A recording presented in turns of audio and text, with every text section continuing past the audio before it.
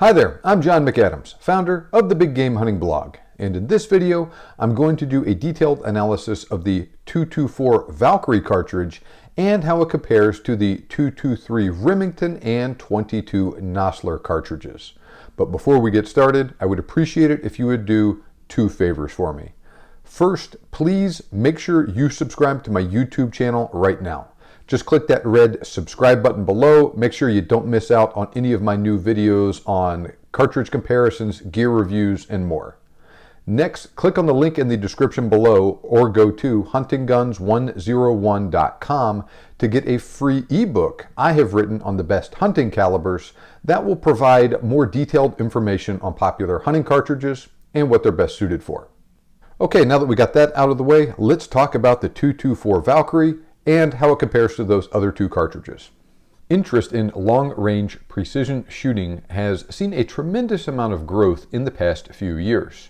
At the same time, the popularity of AR-15 style rifles has also dramatically increased among American hunters and shooters. Now, not surprisingly, the big ammunition and rifle manufacturers have developed a number of new products in order to satisfy this emerging new market desiring long-range precision capabilities in the AR-15 platform. Now, Nosler rolled out their proprietary 22 Nosler cartridge back in 2017 in an effort to improve upon the performance of the old 223 Remington cartridge, especially at extended range. The new Nosler cartridge has a greater case capacity than the 223 Remington and therefore did offer a substantial increase in performance compared to the older Remington cartridge while still functioning reliably in a standard AR-15 style rifle. Now, the designers at Nosler were largely successful in achieving their goals. Even so, initial 22 Nosler offerings used bullets that topped out around 77 grains or so, which is about as heavy as you will commonly find bullets used in 223 Remington factory ammo, and then the same thing with 5.56 factory ammo.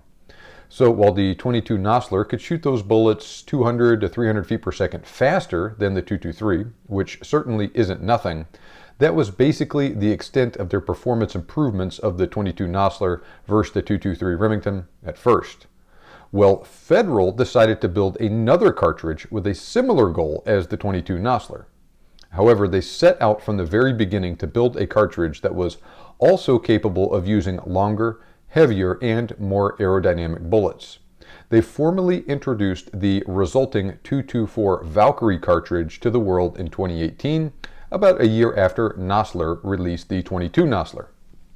Now, the 224 Valkyrie uses a modified 6.8 Remington SPC case, which is itself a modified 30 Remington case, and neck down to 22 caliber. Most importantly, though, the cartridge was specifically designed around a 90 grain Sierra Match King bullet from the start. And for that reason, most rifles chambered in 224 Valkyrie have a pretty fast 1 in 7 inch rifling twist rate. Now, if this general idea sounds familiar, this might be a movie you've seen before with cartridges like the 300 PRC and the 6.8 Western. Well, the script is similar with the 224 Valkyrie, but focused on the AR-15 platform in particular. Now, one of Federal's initial 224 Valkyrie loads fired that 90 grain high BC projectile at about 2,700 feet per second, which was absolutely unheard of performance from a 22 caliber rifle cartridge that would fit in an AR-15 at the time. Compared to other cartridges commonly used in AR-15 style rifles, those long, sleek Sierra Match King bullets retain energy exceptionally well, are very resistant to wind drift, and have a very flat trajectory at long range. Indeed, Federal advertises that load as being supersonic out past 1,300 yards and touts the cartridge as an excellent option for engaging targets in excess of 1,000 yards. And to top it all off, the cartridge does all of those things while generating very little recoil. Federal also really helped out their marketing and promotional efforts with their name choice for the cartridge. Valkyries are female figures in Norse mythology that choose who will die in battle and then take their chosen ones to Valhalla. And as you can probably imagine, there's been a bunch of buzz around the 224 Valkyrie from the very start, and it does offer some interesting benefits to hunters and shooters. For instance, the cartridge is an interesting choice for precision rifle series competition shooting, or PRS shooting. especially in the gas gun series. Now, during PRS competitions, shooters must quickly engage targets at a variety of ranges, potentially out past 1,000 yards.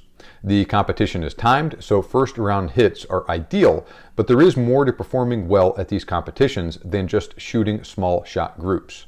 The ability to make rapid follow-up shots and quickly correct for misses is also extremely important, especially in windy conditions.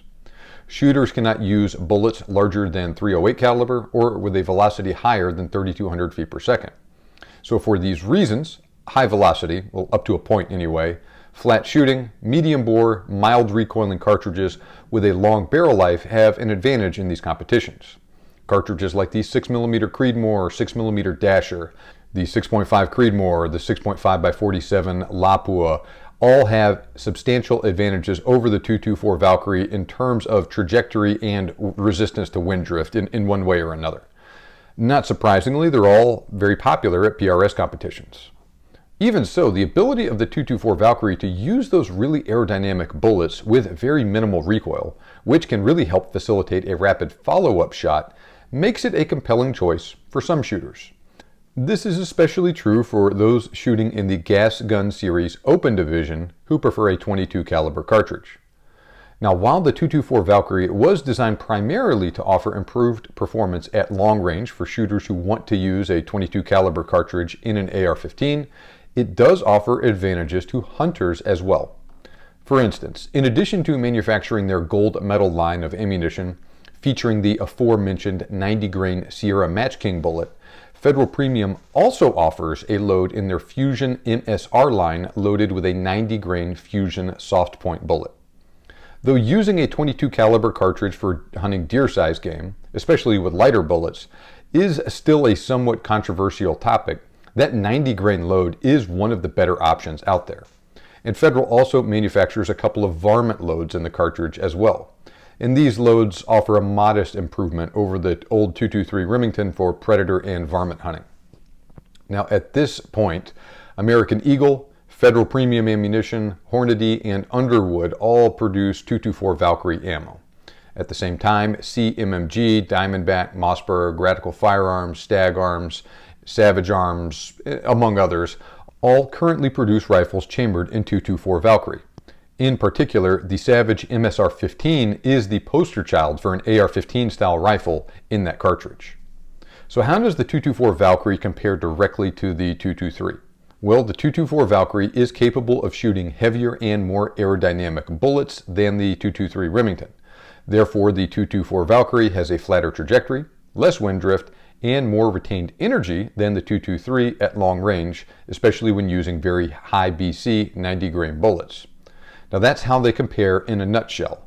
However, we'll drill down into the details of things, of the similarities and their differences, and several other factors are going to emerge that are also important to keep in mind. And this is especially important when we throw the .22 Nosler into the mix as well. So first thing we'll talk about is their relative sizes. So first, they have a couple things in common, especially the fact that they all shoot .224 caliber bullets. All three cartridges also have the same SAMI maximum pressure of 55,000 psi. And all three also have the same maximum overall length of 2.26 inches, which means they are as long as they can be, but still function in an AR-15. On the other hand, the .224 Valkyrie has a shorter case length than the other two cartridges, which helps explain why the .224 Valkyrie can shoot longer bullets than the other two, but still has the same maximum overall length.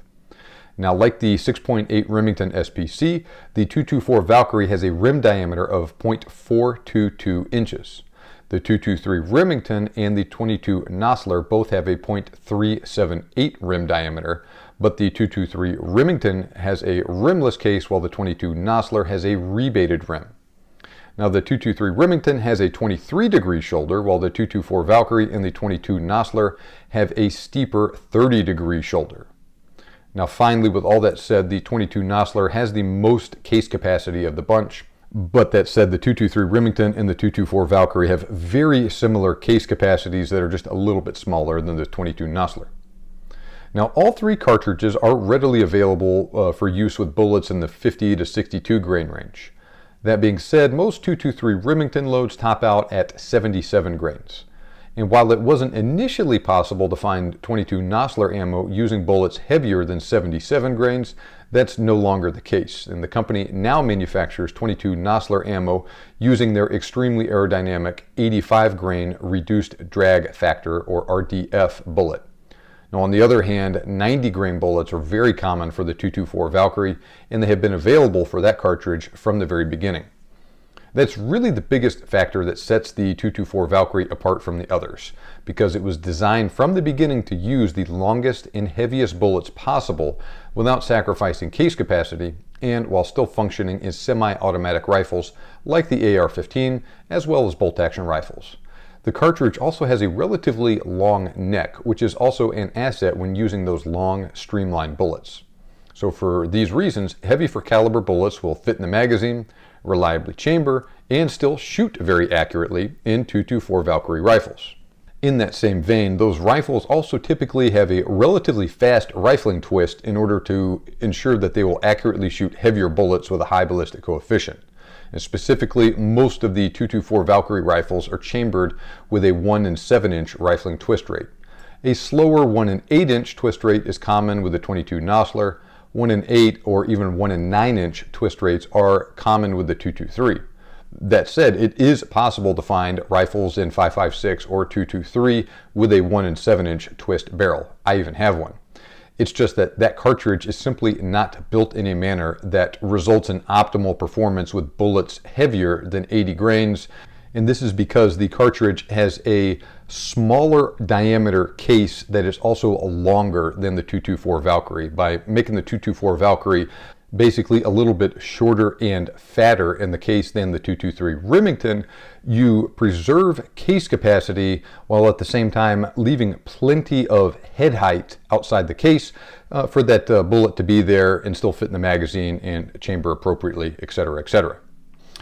Now, with all three cartridges are known for their exceptional accuracy and sub-MOA in the right hands, the .224 Valkyrie cartridge in particular is better suited to use high BC and high sectional density, heavy for caliber, match-grade hunting bullets than the .223 Remington because of those aforementioned differences in cartridge design and faster rifling twist rates in rifles chambered for that cartridge.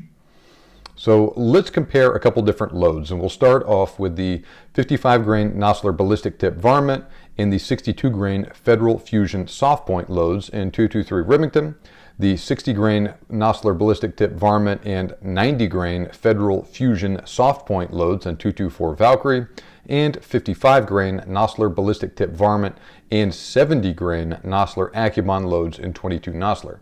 And this data is for Nosler Trophy Grade, Nosler Varmint, Federal Fusion MSR, and Federal V-Shock factory ammo with a 200-yard 0.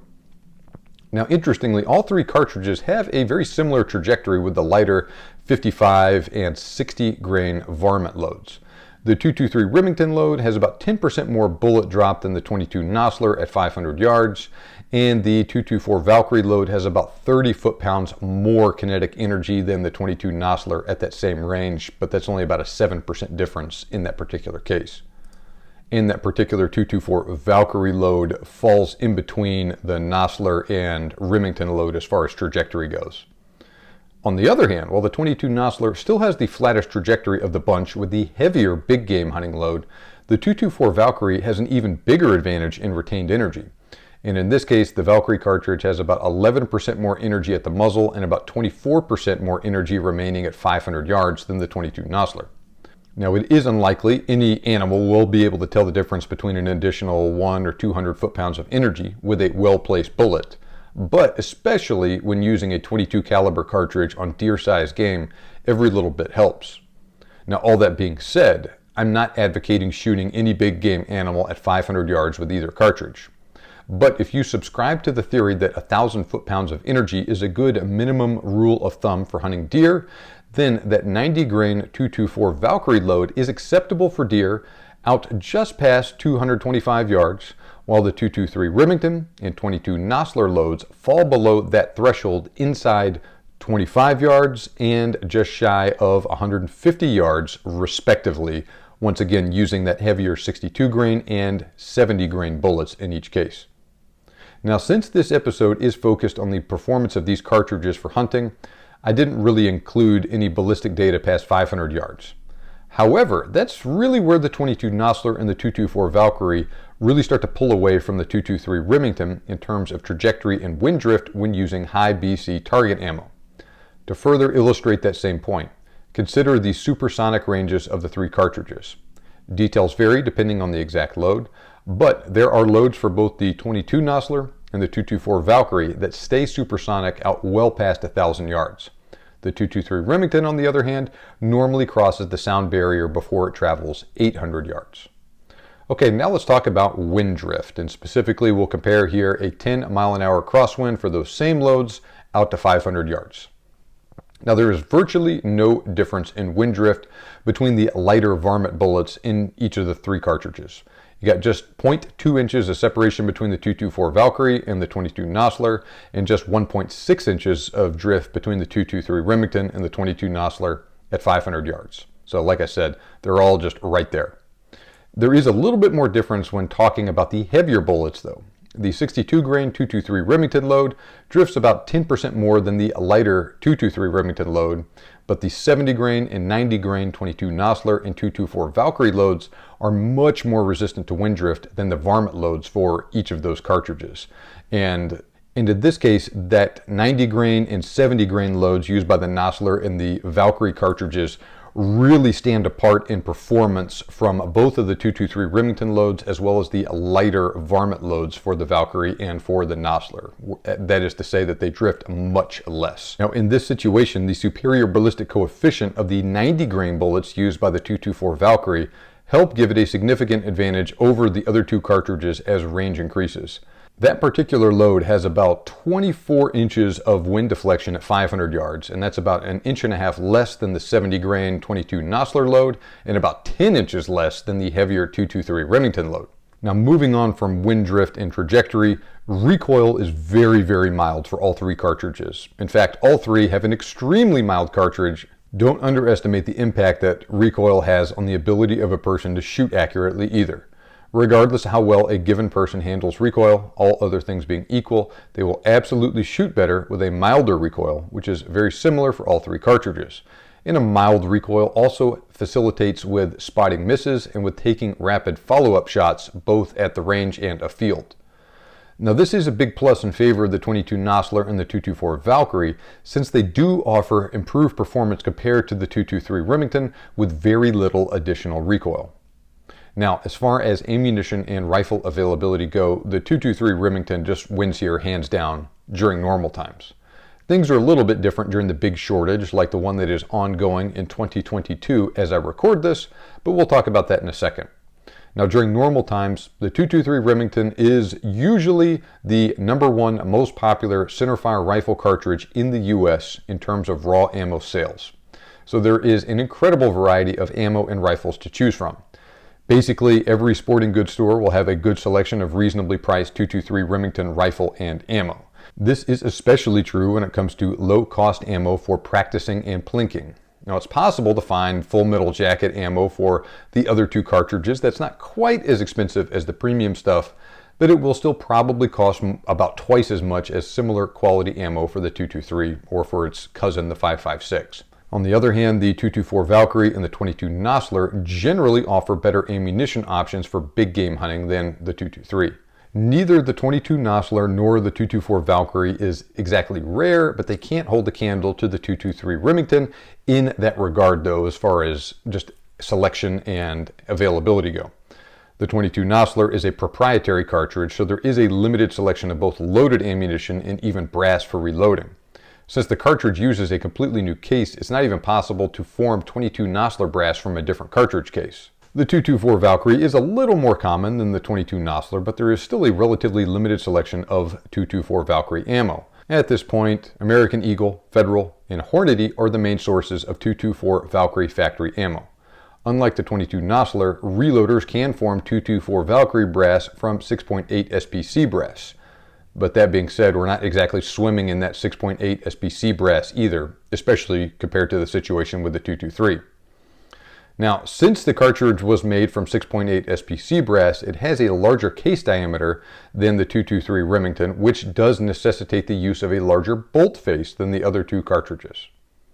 Now finally, though the 22 Nosler and the 224 Valkyrie will work with a standard AR-15 style rifle, they do require the use of 6.8 SPC magazines. Now, like I said, all of that stuff I just said about ammunition availability applies during normal times. The weird thing that I noticed during the worst of the ammo shortage in early 2021 was that 224 Valkyrie was one of just a handful of cartridges I was always able to find ammo for. In January of 2021, the shelves at my local gun stores were completely bare of ammo except for a couple of oddball cartridges, and the 224 Valkyrie was one of them. Things have improved quite a bit since then, and once again, at least where I live and shop, 223 Remington is plentiful again. The 224 Valkyrie really never disappeared though, and there seems to be a random box or two in a lot of the same places, just like there always was. I'm guessing that is because there aren't too many guys that use it, so places are able to keep it in stock for longer. So where do we stand overall with the 223 Remington, the 224 Valkyrie, and the 22 Nosler? The 223 Remington is an extremely common cartridge, and hunters who want to use it have abundant supplies of quality rifles, both semi-autos and bolt actions, and ammunition. The cartridge has an extremely mild recoil and is capable of excellent accuracy. That said, the 223 Remington has the most arcing trajectory, retains the least energy as it travels downrange, and has the least resistance to wind deflection out of the group of these three cartridges. The 22 Nosler offers a noticeable improvement in ballistics when compared to the 223. That is primarily due to the fact that it has a larger case capacity and is also capable of shooting the same weight bullet 200 to 300 feet per second faster than the 223 Remington. Nosler has also recently expanded their line of 22 Nosler ammunition to include a good big game option with the 70 grain Accubon, as well as an improved long-range shooting option with the 85 grain RDF. Both of those improvements have eaten into the edge previously enjoyed by the 224 Valkyrie. Now, that said, 22 Nosler ammunition and rifles are not nearly as easy to find or as reasonably priced as those things for 223 Remington, though. Now, the 224 Valkyrie offers a sizable improvement in performance over the 223 Remington, especially for long-range shooting. This is primarily due to the fact that the cartridge was specifically designed to use very heavy, long, and aerodynamic bullets. While performance at extreme long range is less important for hunters than for target shooters, the 224 Valkyrie is still a noteworthy choice for big game hunters in particular because it can effectively use pretty good 90 grain bullets. So if you wanted to use a 22 caliber AR-15 for deer hunting, then the 224 Valkyrie is a pretty good choice, and using either that 90 grain Federal Fusion load or another load offered by Federal featuring a 78 grain Barnes TSX would also be a really good choice. Now, if it sounds like I'm splitting hairs here, it's because I am. All things considered, the differences between these cartridges are pretty small, and while there are real differences between the 223, the 224 Valkyrie, and the 22 Nosler, I'd say it's almost all at the margins. Alright, so here are my final thoughts on the 224 Valkyrie. The 224 Valkyrie is a very well-designed cartridge that offers marginal advantages over similar cartridges like the 223 Remington and the 22 Nosler. While it does provide undeniable advantages in certain areas, like extreme long-range shooting, the small benefits it offers over more established calibers like the 223 Remington probably aren't significant enough to justify making the switch for most hunters. But there's also not a darn thing with having both either. Now, all things considered, the 223 Remington is a darn good cartridge itself, and it's a whole lot easier to get good quality, reasonably priced rifles and ammo for. That's especially true for varmint and predator hunters. Yes, the 224 Valkyrie shoots a little flatter, has a little bit less wind deflection, and it hits a little harder, but I would not say there's a dramatic difference between them, at least as far as hunters are going. But that said, the ability of the Valkyrie to effectively use those 78 grain TSX and 90 grain fusion bullets are more sizable advantages for big game hunters versus varmint hunters. Now, at least from my perspective of a big game hunter, I think that is the primary advantage of the 224 Valkyrie. Even so, I'm not sure that's a big enough reason for most hunters to transition over to the 224 Valkyrie on its own. If those traits are important to you, then by all means make the switch, or like I said, just get a 224 Valkyrie in addition to your 223 or whatever else that you have. Now, if you're into long-range shooting and you want to also use that cartridge for a little hunting on the side, then the 224 Valkyrie also makes a lot of sense. And at the same time, if you're the type of person who wants to wring out all the performance you can from a certain caliber, then by all means get a 224 Valkyrie. It is a fantastic little cartridge, and I'm sure it will serve you well afield. Now, if you enjoyed this video, then please make sure you subscribe to my YouTube channel right now. Just click that red subscribe button below to make sure you don't miss out on any of my future videos about hunting gear reviews, cartridge comparisons, and more. Now, for more detailed information on popular hunting cartridges and the situations they're best suited for, click the link in the description below or go to huntingguns101.com to get a free ebook I have written on the best hunting calibers. Now I'm going to turn it over to you. What do you think of the 224 Valkyrie? Do you think it is an appropriate cartridge for your needs? Have you hunted with one, and if so, what game have you successfully taken with it? Let me know by leaving a comment on this video right now. Thanks for watching, have a great day, and good hunting.